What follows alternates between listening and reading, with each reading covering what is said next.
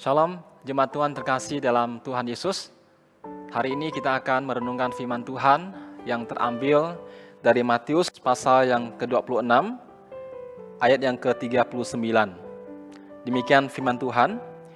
Maka ia maju sedikit, lalu sujud dan berdoa katanya, "Ya Bapakku, jikalau sekiranya mungkin, biarlah cawan ini lalu daripadaku. Tetapi janganlah seperti yang ku kehendaki, melainkan seperti yang Engkau kehendaki." Selama pelayanan Tuhan Yesus di dalam dunia yang tercatat dalam kitab Injil, kita bisa melihat bahwa Tuhan Yesus punya kuasa yang begitu dahsyat untuk melakukan segala sesuatu. Hanya dengan perintah melihatlah, dia menyembuhkan orang yang buta. Hanya dengan perintah bangkit dan berjalanlah, dia menyembuhkan orang yang lumpuh.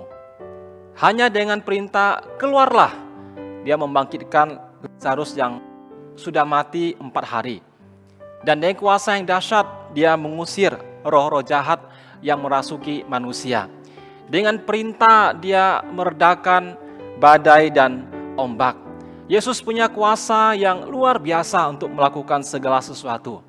Segala sesuatu mudah untuk dia kerjakan. Tetapi ketika kita membaca doa Tuhan Yesus di Taman Getsemani, doa sebelum dia akan ditangkap dan disalibkan. Nah, kita melihat bahwa bagi Yesus untuk mati di atas kayu salib, bagi Yesus untuk menjadi korban keselamatan untuk kita manusia berdosa, ternyata itu bukan hal yang mudah bagi Yesus untuk dikerjakan. Kalau kita melihat pergumulan Tuhan Yesus di Taman Getsemani, dia begitu takut, dia begitu gentar, dan dia berdoa kepada Bapa di sorga. Kalau mungkin, sekiranya mungkin, cawan ini lalu daripada dia. Artinya, kalau boleh, dia jangan menerima hukuman atas dosa-dosa manusia itu. Kalau boleh, dia jangan disalib. Nah, kenapa dia berdoa demikian?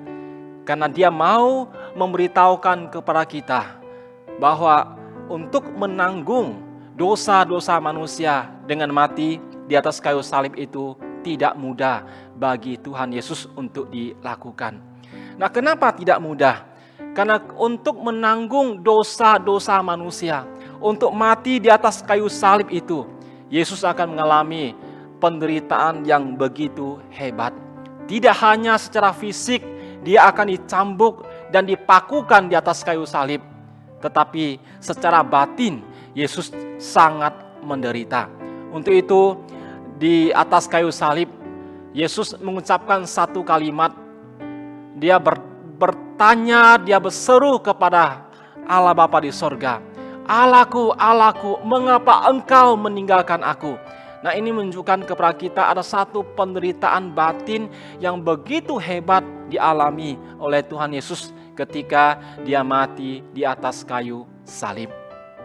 Kita tidak mengerti dan kita tidak bisa memahami seberapa hebat penderitaan itu.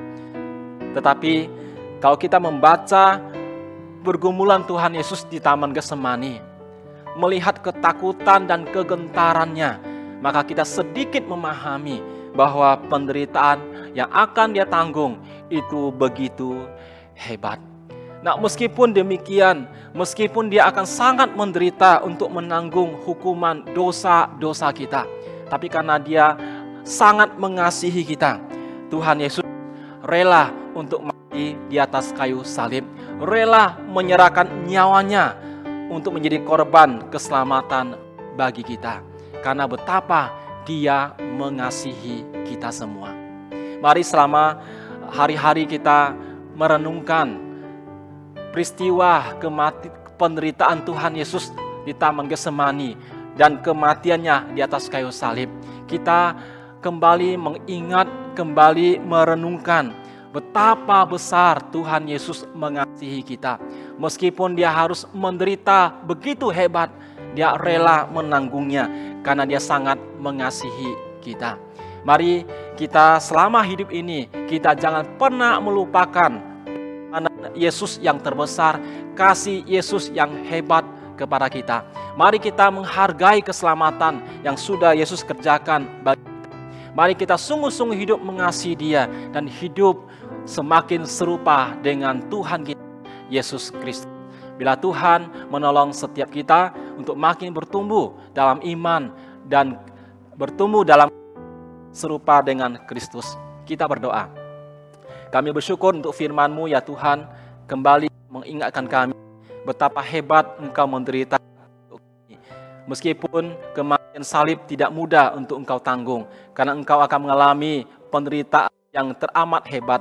Tapi karena Engkau mengasihi kami, Engkau tetap rela menanggungnya bagi kami. Melalui kematian-Mu di atas kayu salib, maka kami beroleh pengampunan dosa. Tuhan, mampukan kami untuk hidup semakin hari semakin serupa dengan Engkau, semakin mengasihi Tuhan, hidup memuliakan Tuhan. Terima kasih. Demi nama Tuhan Yesus kami berdoa, kami bersyukur. Amin.